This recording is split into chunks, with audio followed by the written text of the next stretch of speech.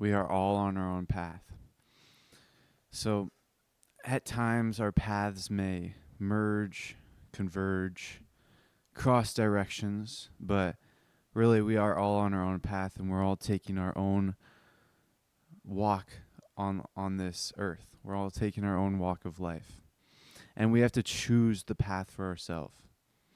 So, let me tell a quick story. A couple months ago, the beginning of summer of 2023, I met my friend Franklin, and we were kind of on our own paths when we first met, but we were both on self-improvement, and so we started hanging out a lot and spending a lot of time together. And then slowly but surely we started like merging paths. We were both going our own direction in the beginning, and then we merged basically.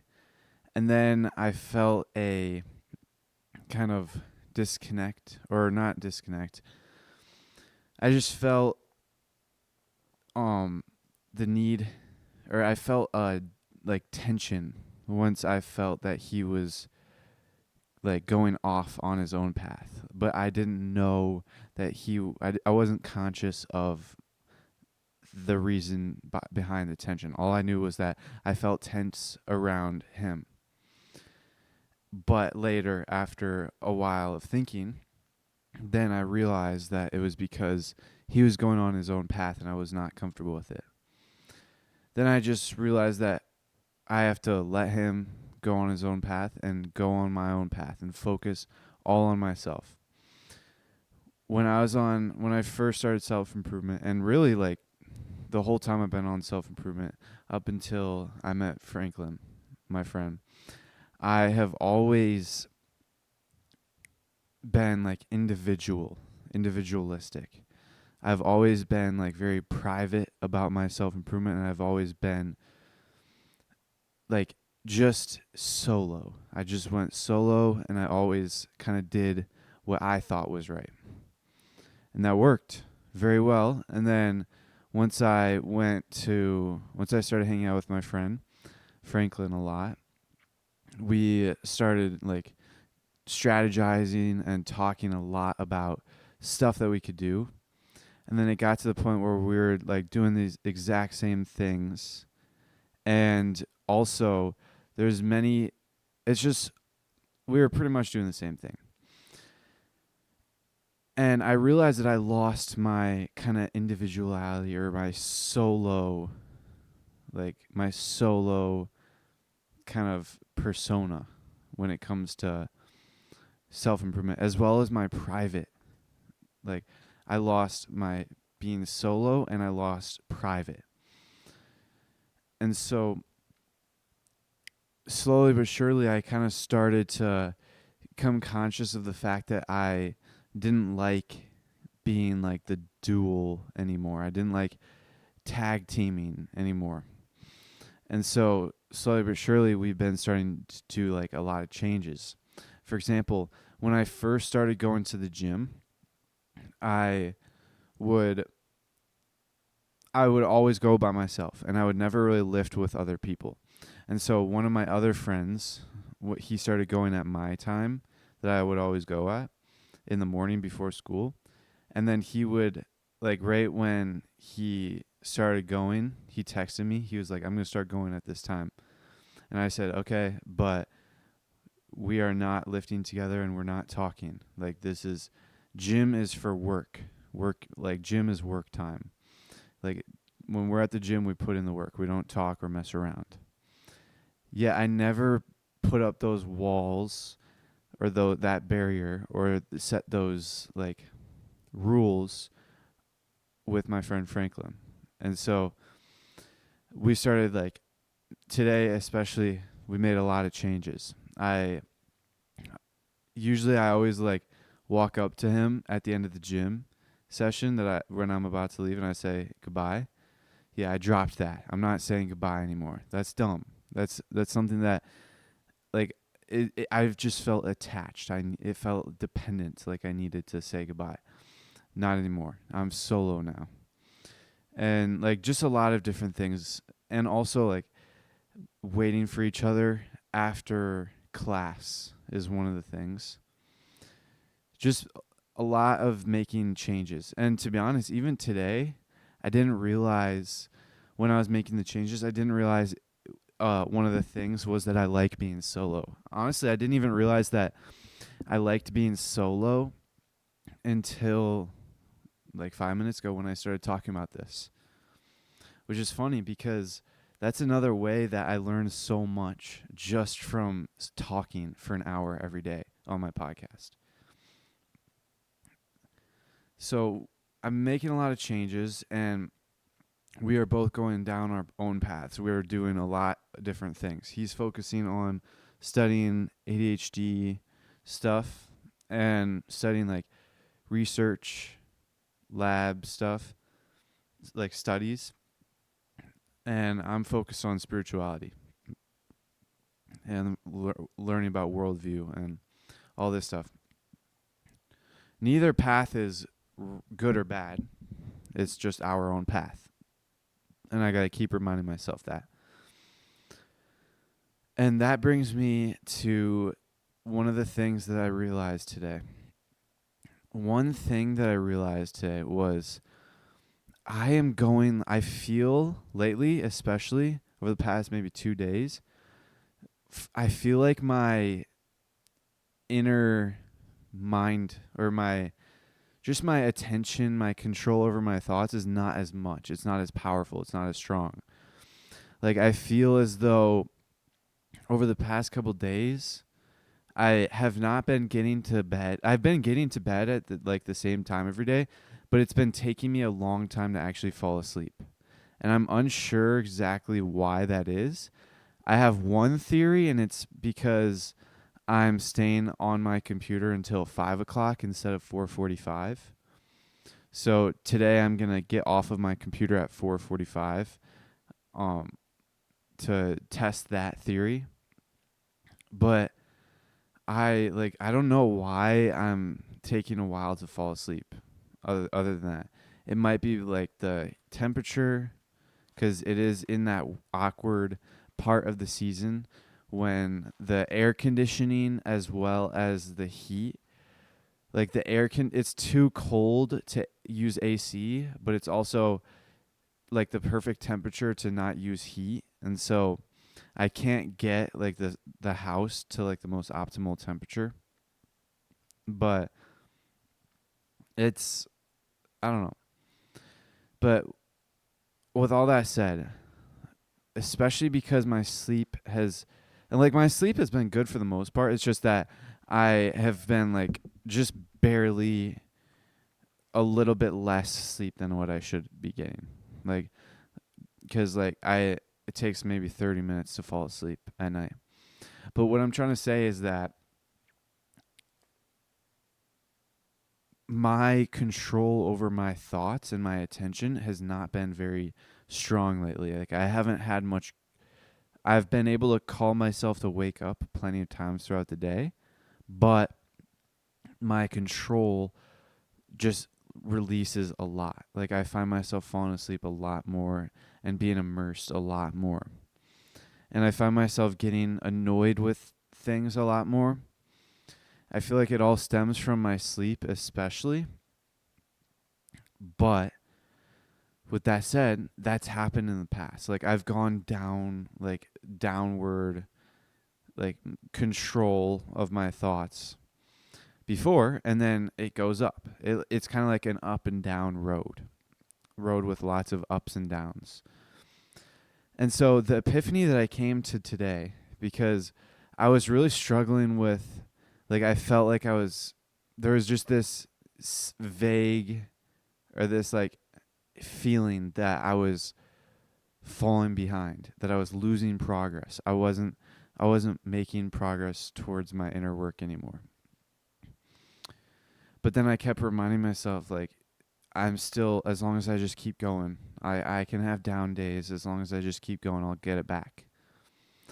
Which is an okay mindset. But then I remembered, I actually didn't remember this, but I'm going to explain this right before I tell the epiphany I came across. And the thing that I want to tell you is one of the transurfing principles. And it's basically you can never know whether an event is good or bad for you, but you can always choose to like receive good or bad. Like you can always make the choice for yourself of whether it's good or bad. And whichever choice you make is what it will be. And so I just want to tell you that. I wasn't really thinking of that when I came to this epiphany. This epiphany kind of just hit me randomly. And I'm pretty sure it happened when I was in the gym. Like when I was done lifting, I don't remember if it was when I was in the steam room or if I was showering. I remember thinking about it when I was showering, like trying to keep running it in my head to make sure I didn't forget it. So it happened once I was done lifting at the gym and I was like showering. And basically the epiphany I came across was you can like the path on your goal, the path towards your goal is a road. And it's basically just a straight road. But it's not like horizontally even. It's not an even road. It goes up and down. It has large like hills and then large like what is it called? Decreases. Like downhills and uphills. It just has a lot of up and down changes in altitude. But it's still going in the same direction. And so the uphill parts are days when you're very good, like you're feeling great, your control over your thoughts. Like this happened to me like 2 or 3 days ago. My control over my thoughts was very high, and I was also in this like stage. I was in this like mindset. My thinking was very like dream oriented, where I could tell that I was like kind of living a dream. And then I also could feel like things just were not real. So like that was my uphill. And I just reached the peak on that day because then I started going downhill. And so when I went downhill, I was like, I wasn't falling asleep as quick. I am losing control over my thoughts, my attention a lot more often. I'm losing it quicker. Like just I'm getting irritated over things more often. Just all of these things. But I'm still moving towards the direction of my goal. And that's the epiphany I came to. Even though you have like down days and off days, you're still moving in the same direction. You're still making the same progress as your positive days. Like you going uphill or downhill doesn't matter because you're still going in the same direction at the same speed. If anything, the downhill, like according to physics, you're going to be going faster downhill. But let's just say, for argument's sake, for the metaphor's sake, you're going the same speed towards your goal. So that's something that I'm really happy that I came to that epiphany, because it's really something that I can really remind myself about and lean on, because I find, like I just talked about, I find that a lot of times I feel as though my days are not as like efficient if I'm on a downhill, if I don't have as much control over my thoughts as I would hope, if I'm not making apparent progress, and just all of that stuff. So if I'm on any downhill, then I feel as though the day is a waste. Or worse, that I am going back. And actually that mindset is very damaging, because then that's what it will become. But that's why I'm very happy with this new mindset, because now as long as I follow this mindset of the path towards your goal is a road that has a lot of changes in altitude, a lot of uphills and downhills, but the road is still going in the same direction. It's just a straight shot. Like the road is a straight shot to your goal. and you ride that road up and down hills. And then when you feel like you're going downhill and you're like, oh no, I'm like, you have a choice to make. You can either remind yourself of the road and how it has up and down hills, or you can choose to perceive that downhill as negative and how you're going, like, it's hurting you towards your goal. So then you start steering off course and you start going in a different direction. And that's basically another transurfing principle. Whenever an event happens, you come across a crossroads. You're either go on a negative direction or a positive direction. After an event happens, you can either go in a positive direction in life or a negative direction in life. And the way you choose which way to go is by your relationship to that event. So this applies to everything. The path towards your goal is very important. And I want to talk about worldview more. But first I want to explain that I am basically done with reading Dancing After the Music Stops. I'm on like the appendix part, which in this book, the appendix is basically like a bunch of pictures, like 50 pages of pictures with some quotes. So I'm going to read all that stuff.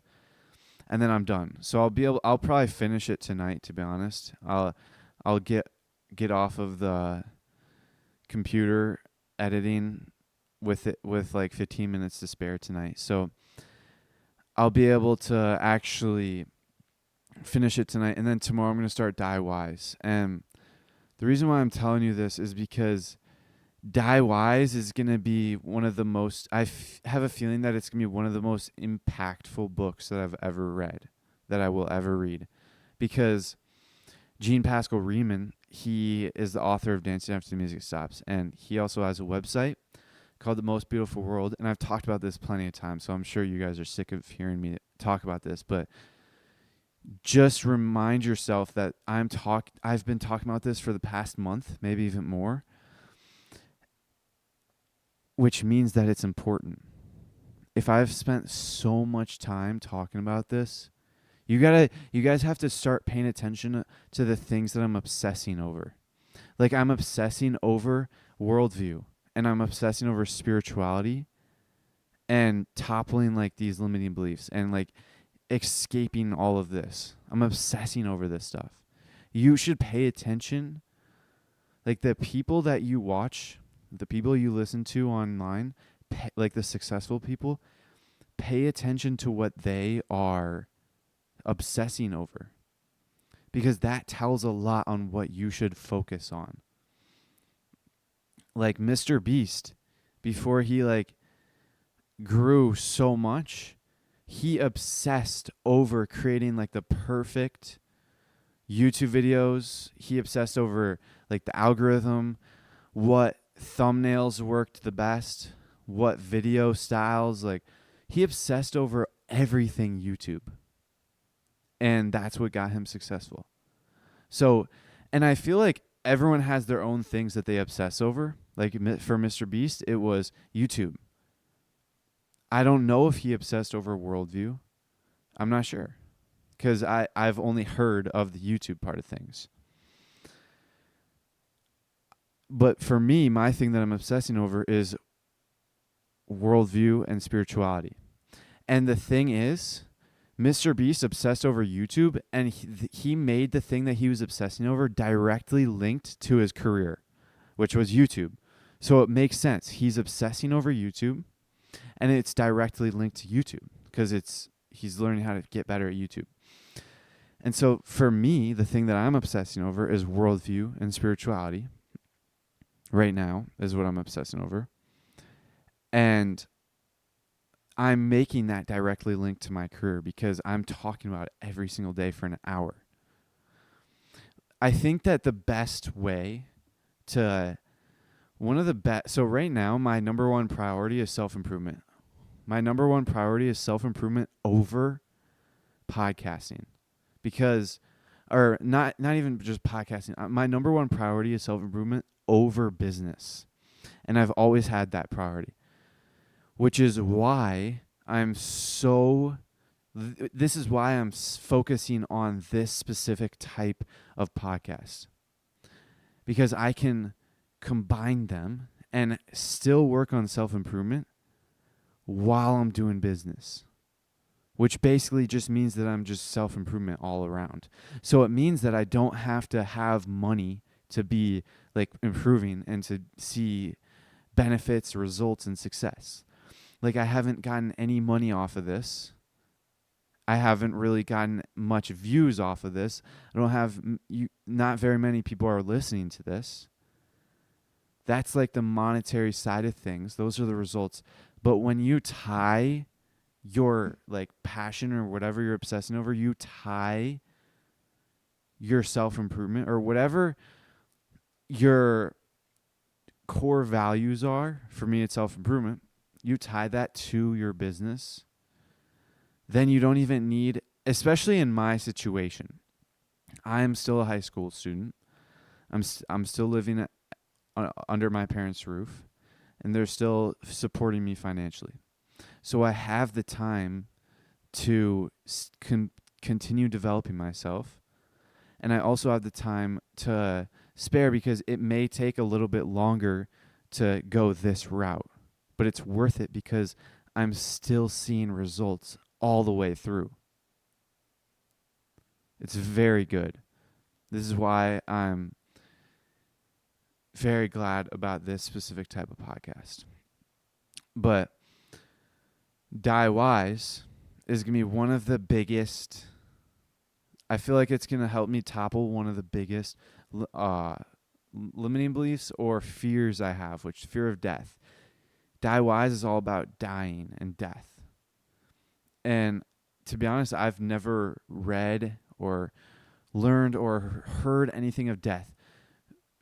In this culture that I live in American culture, and even like Western civilization's culture, death is seen as something like no one talks about, and it's seemed as something unnatural, and it's not like supposed to happen.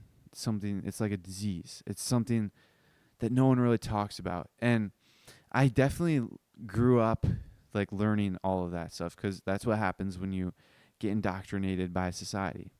You grow up and you catch and pick up all the things around you. And so right now I have this very kind of I'm blanking on the correct word, but I have this like kind of negative relationship towards death. Neutral negative kind of. Because I kind of, whenever a funeral happens, I just have this weird feeling around it. And so I never really think about death either. And there's this book that I read a long time ago, maybe like more than half of a year ago. It's called Tools, and it's basically a book about psychology. It's like a book that gives you mental tools to use in your life.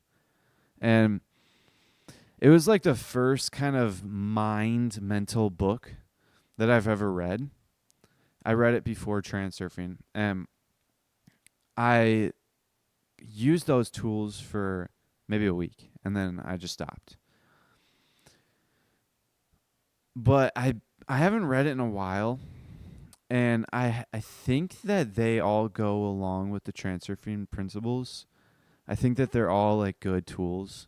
Especially there's one where you basically send love to someone else. Like you basically visualize like your heart being like a beam being sent to them from your heart, and you basically like love them.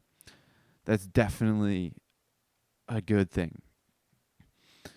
But in like the last tool mentioned in that book was basically like the deathbed perspective. And it basically tells you that like whenever you need motivation, you can instantly spark motivation by running kind of like an image in your head of your deathbed.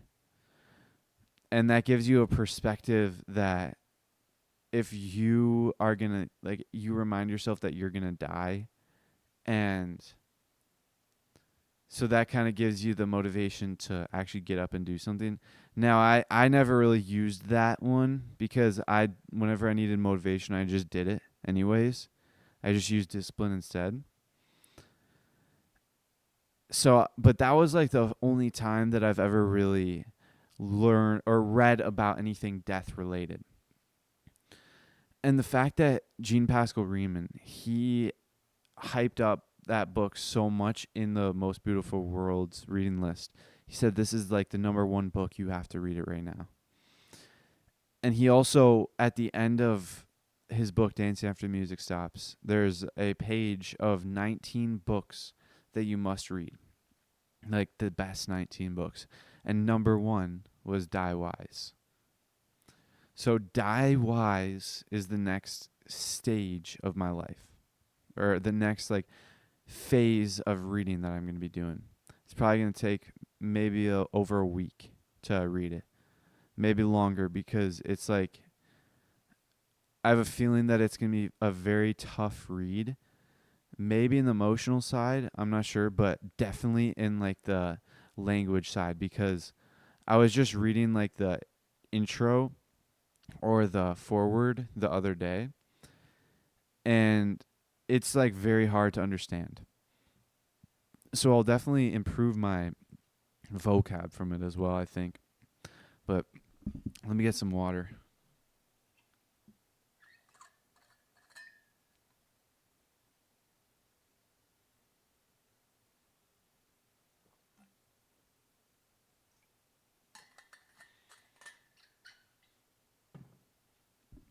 All right, so I got two things to talk about. I want to talk about adventures. I'm just writing it down so I don't forget. And then also I want to talk about escaping from like the Matrix. So lately I've been obsessing over worldview, and worldview is all about, like, the reason why I'm obsessing over my worldview is because I believe that we are being trapped. Like, I believe that society has like indoctrinated us inside of a prison, and you can see it all around you. Like, people are living miserable miserable lives. And I believe that society, like, we are being held in a prison.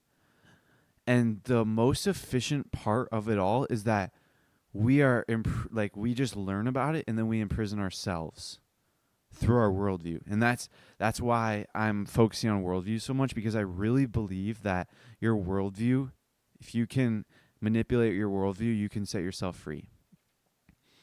So that's why I'm reading like all about that a lot. Same with spirituality. I'm not sure how they're linked, but I think they may be linked.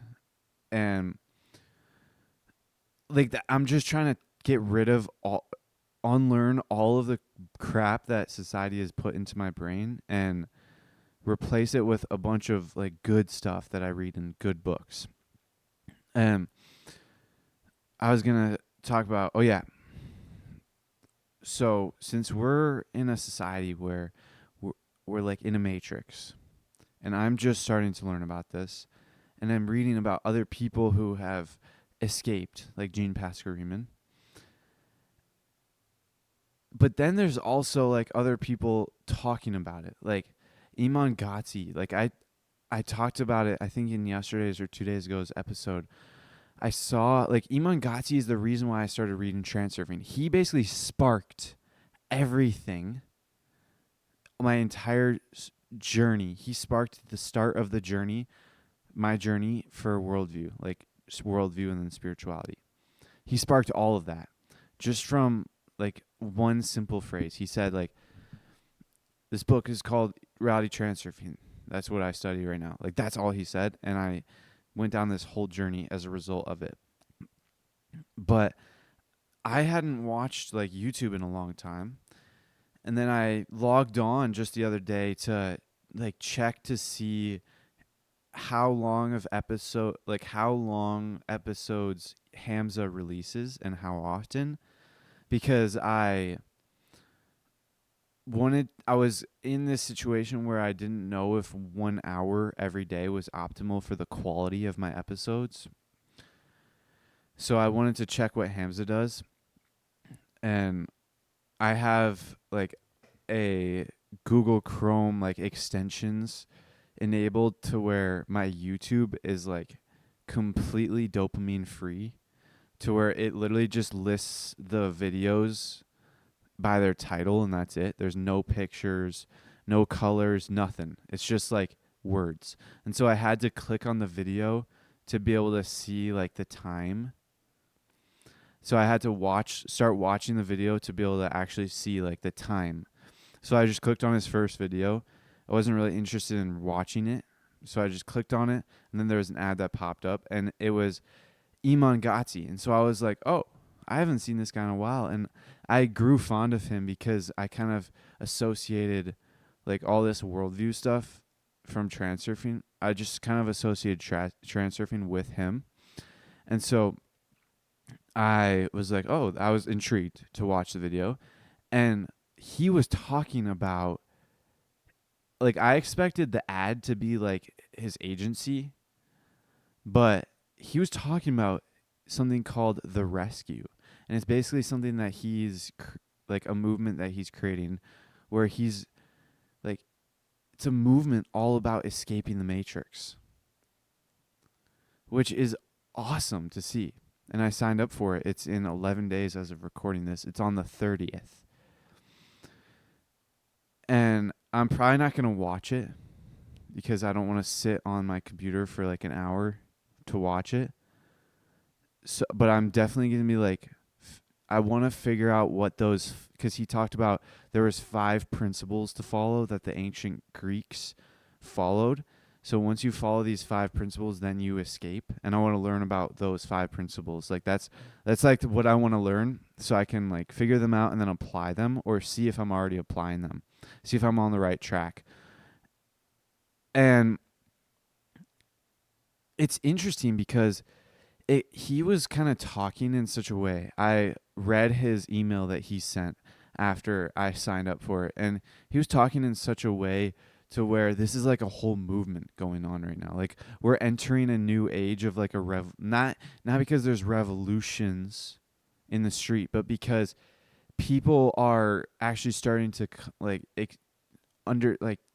understand and learn about this matrix kind of thing, and they're starting to escape. Like to the ordinary eye, the ordinary citizen won't really notice much change, but under the surface of things, many people are going through a similar process to what I'm doing right now and actually escaping this matrix.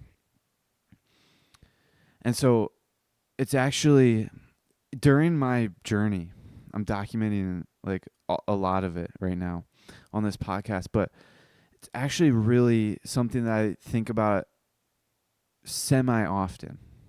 And I kind of think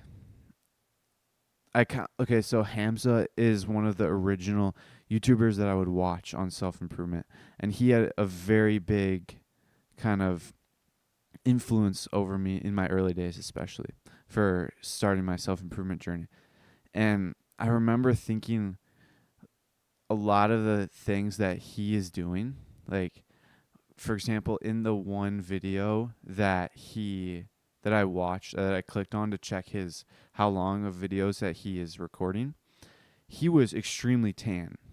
Like that's all I saw. I just like loaded the video and then clicked pause right away because I wasn't interested in watching it. I just wanted to see how long the episode was. And he was extremely tan. So that just shows that he is like getting a lot of sun. So he's like basically living freely. He is free right now. And I basically only see him as a few years ahead of me. Like when I started self-improvement a year ago, honestly, no, before I even started, like officially started self-improvement is what I consider the official start. I've been watching him like way before I started reading. And he was the person that actually sparked my motivation to actually begin reading self-improvement books. But I like pretty much, okay, so what I'm trying to say here is that I kind of, every once in a while, I kind of compare my situation to his situation a few years back. Like, he was not, I don't really directly compare it. I kind of just like make a comparison, like, oh, he's a few years ahead of me. And so I'll have a life similar to, or I'll be able to live freely similar to what he's doing.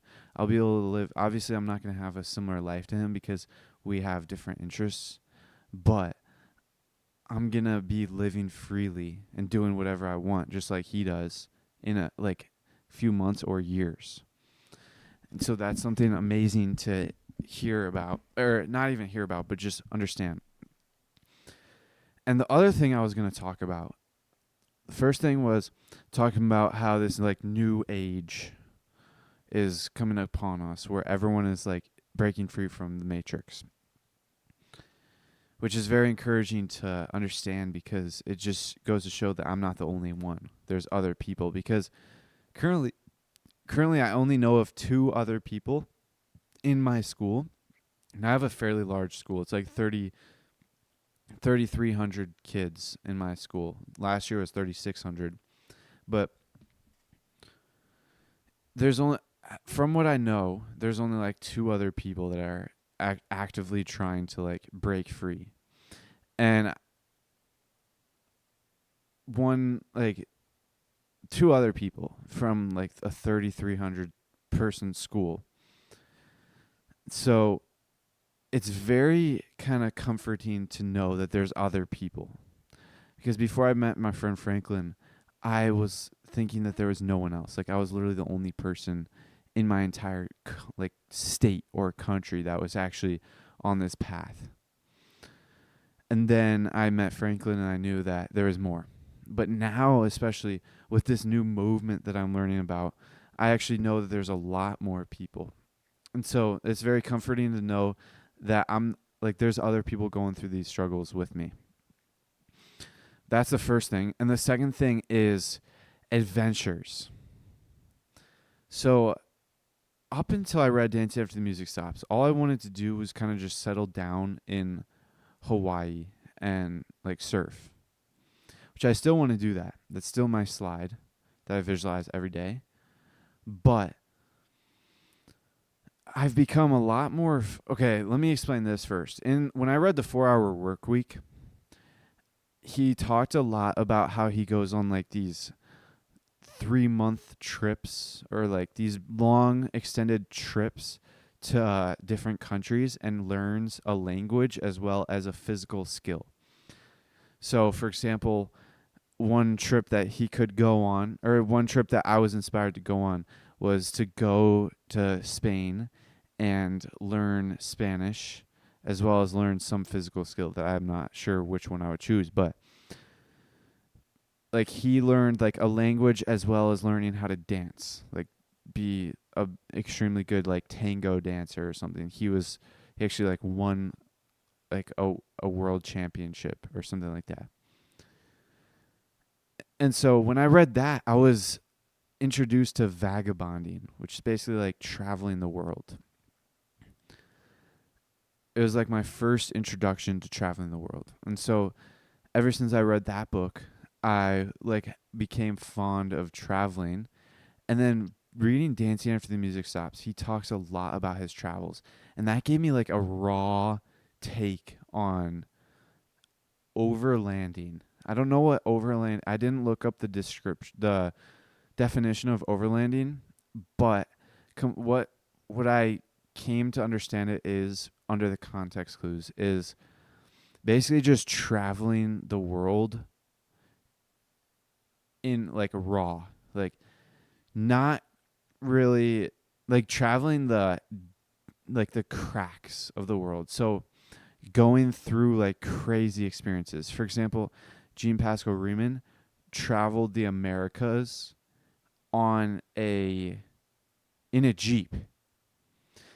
And he also traveled through like Vietnam and Laos in on a motorcycle, like a dirt bike.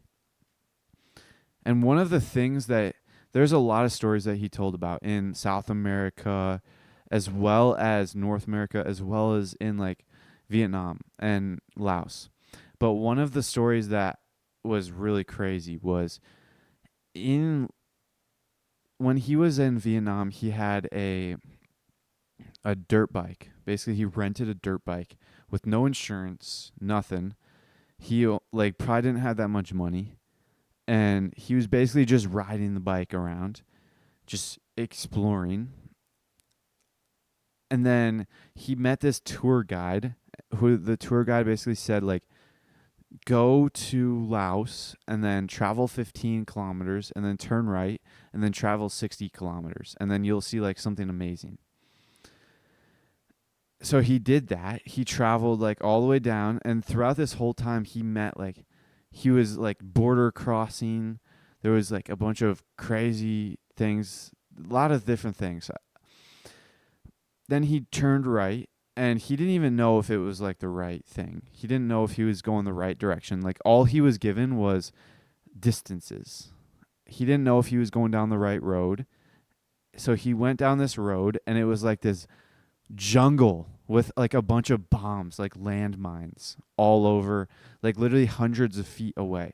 I don't think they were on that road, or else he probably wouldn't have been riding on it. But there was like thousands of landmines and bombs, literally hundreds of feet away. And he was just riding down this jungle where there was like a bunch of random stuff. He ran out of gas, so he had to pour more gas in that he had in like this literal bottle, like can. Like imagine a Coke can, a can of Coke. And he just poured that much gas into it. That's all he had left. So he had to like start. A lot of things went wrong. And he basically drove all the way down and reached like this one village. And then it was like a bunch of random people, or it was just like a bunch of locals. I think it was like a military outpost. And then he kept going further down, and then he reached like this armed guard, this armed person, this armed military personnel said he has to turn back, which it turns out that was the border. Like he had gone so far. He started in Vietnam and then went into Laos, but then he like traveled down this road so far down that he actually made it back into Vietnam, which that explained to him that he was actually going down the wrong road the entire time. And it was becoming to be nighttime. And so he went back to the military kind of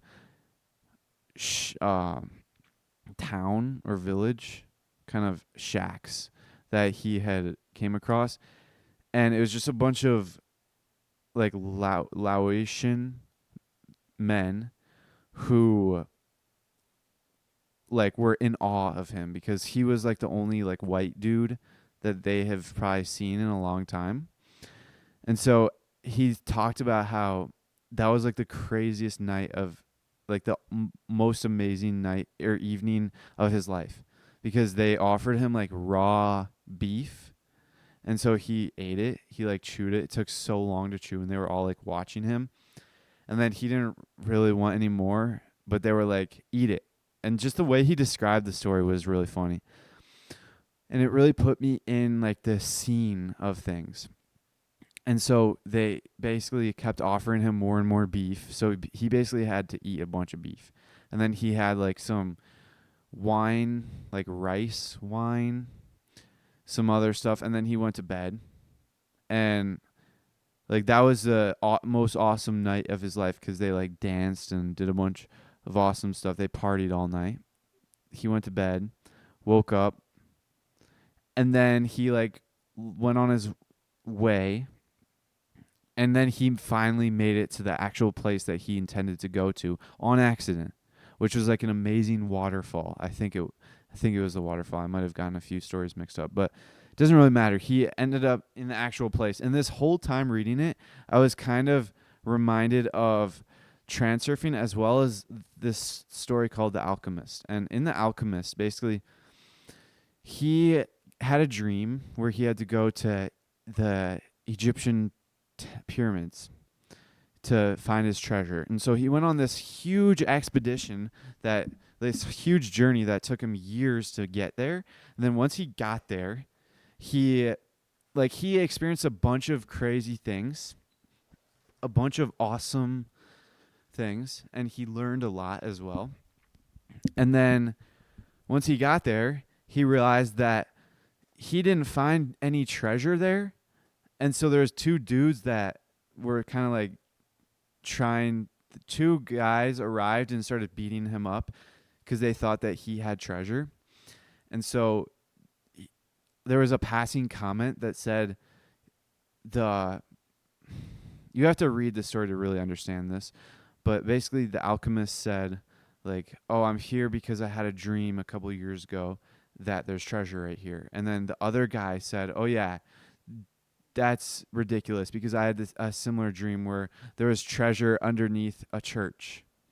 And then the alchemist knew because literally in the beginning of the story he was at that church. Like that's where the story started, at that church. And so he was like, oh, whatever. And so the dudes left him, and then he was like, oh, wow. So then he went back to the church. He traveled all the way back to the church and found his treasure. And then he became like the richest person ever. So that's pretty much the story, how his actual goal, like his actual accomplishment was right next to him all along, but he went on this whole journey.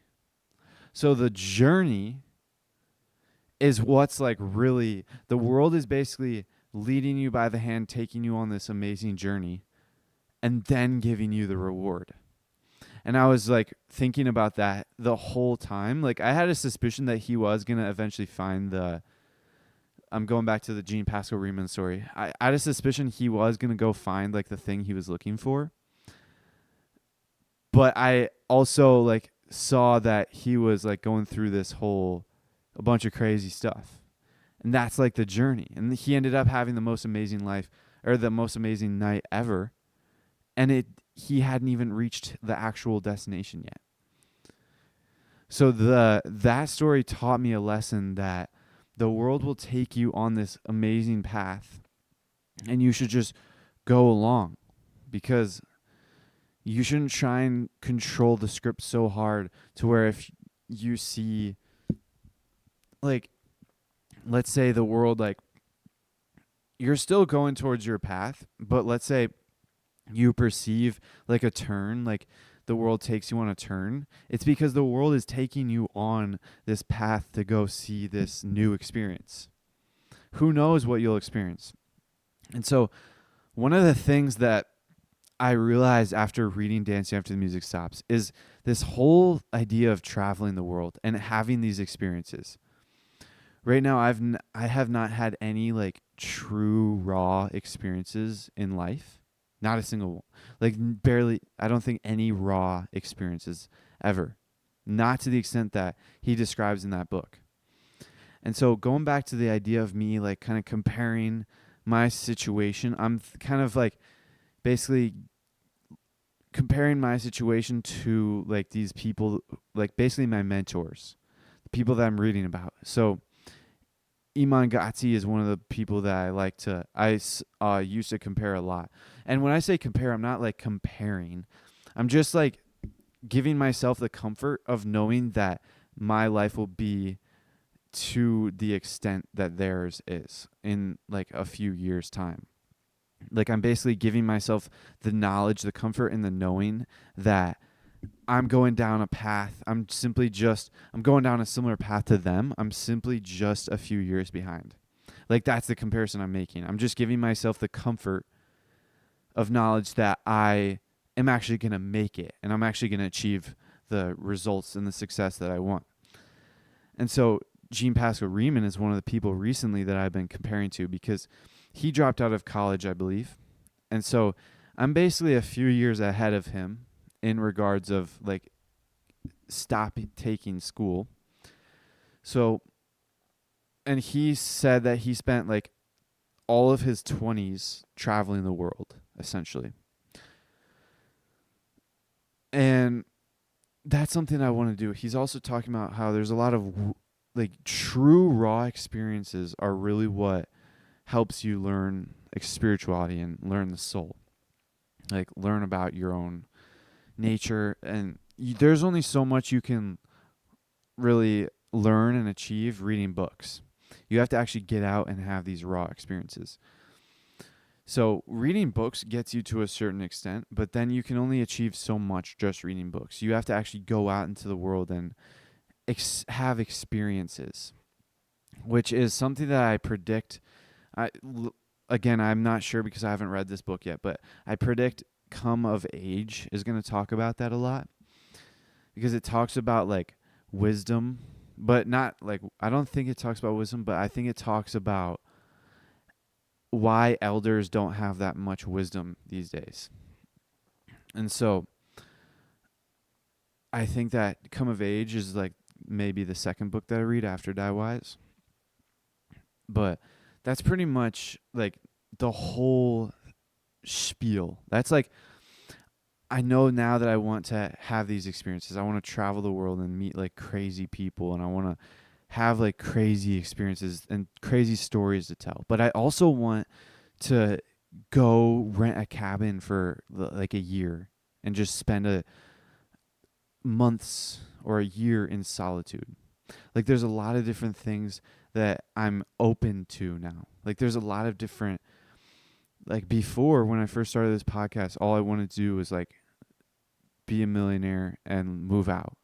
Now I want to, and then I wanted to move out to Hawaii and surf. And then I wanted to move out to Hawaii and surf and have my own private beach and have my own private house. And now I want to move out and be financially free and travel the world and learn a bunch of stuff, have these raw experiences, learn all these new languages, and I want to like get all these experiences so I can have crazy stories to tell. And then I want to actually, I still want to learn. I want to like surf and settle down at a house.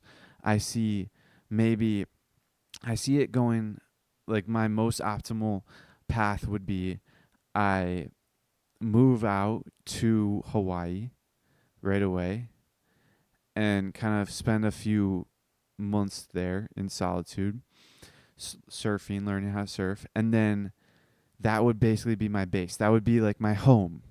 Because I know that Gene Pascal Riemann goes on adventures for months at a time and then basically flies back, like puts his vehicle in long-term storage and then flies back home to Canada for a little bit of time.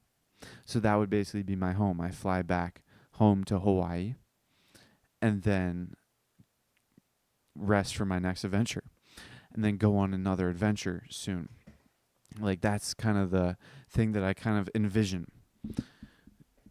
And one of the things that I noticed in Dancing After Music Stops, he basically said that a lot of times he didn't have money.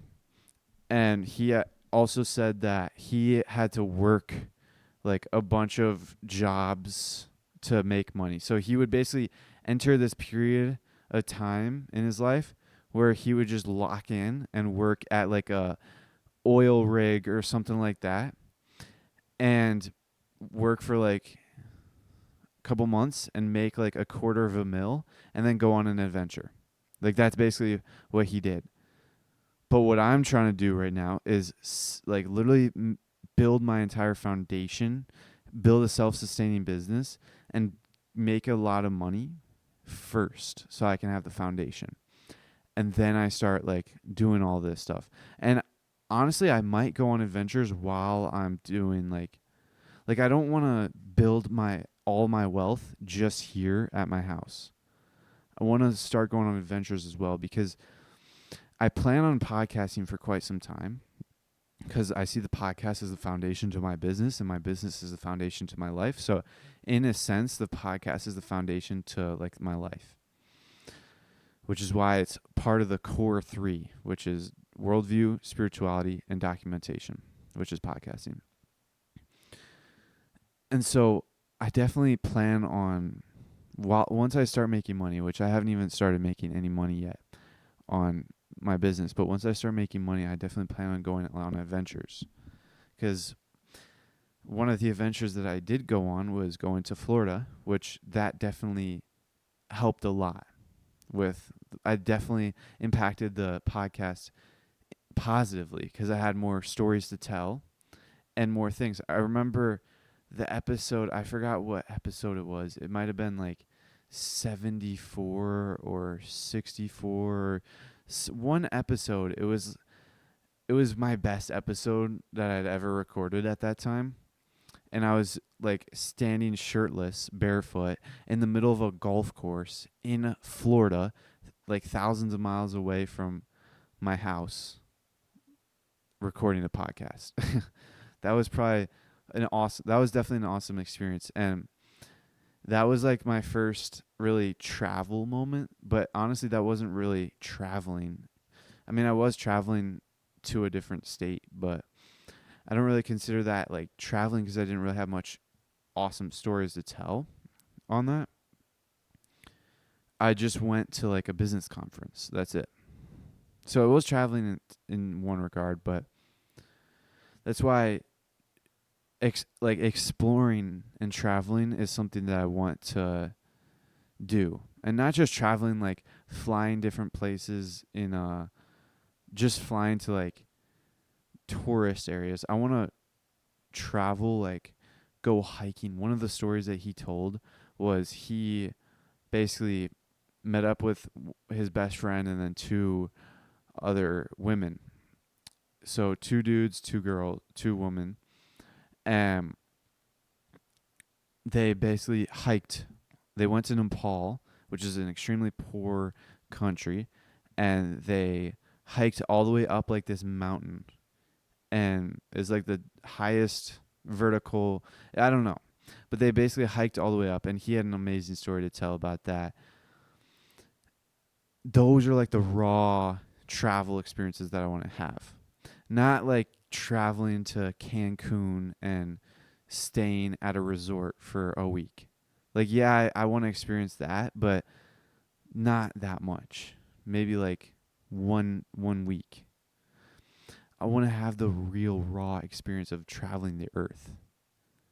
Cuz those are what I learned about in Dancing After Music Stops. Those are what I read about in Dancing After Music Stops, and it really affected me because I remember like this past week I was reading it every morning before school, and when I would finish, when it was time to start getting ready for school, I would like be sitting there and I'd be like, "Ugh, I have to go.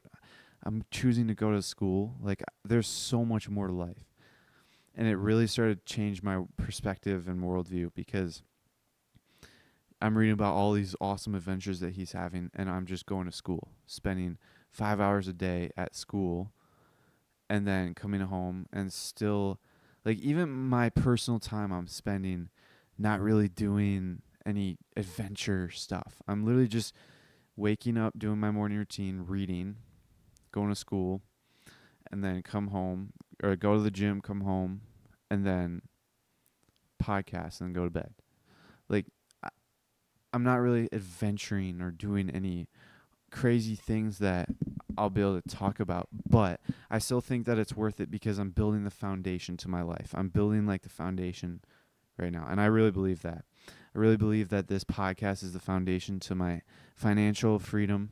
I believe that me reading these books are going to greatly impact the rest of my life positively and really allow me to explore and experience the rest of my life. And I really believe that my meditations are positively impacting my life. And that's one thing, my meditations. The last thing I want to talk about in this episode was a few days ago, I had my first like crazy experience, and it wasn't really that crazy. It was just one brief moment. It just lasted an instant. And I like experienced my entire view, like my eyes were closed, but my entire like screen, my inner screen just lit up. And that was it. And then it ended just as quick as it started. And then today a similar thing happened. So I kind of like I'm not very my thoughts weren't very controlled during my meditation today because I was kind of sleepy. And so I was just meditating and my mind kind of lost like control. It's like literally fell asleep. My mind fell asleep and it instantly lost its control. And then my entire screen lit up again in an instant. But this time I saw like 3 black figures. So my entire screen lit up. And then I saw like 3 humanoid figures. It was just like the shadows, 3 shadows, just 3 figures right there. And that's it. It just happened in an instant, but it happened. And that's basically what happened. So I don't really know how to interpret it, but that gives me another like boost of motivation because I know that meditation is going to help me learn more about myself and our reality and just grow spiritually as well. But that's it for the episode. So to wrap things up, don't forget to download your favorite episodes and subscribe to the Ascend Momentum Show. But before you guys leave, make sure to look up at the sky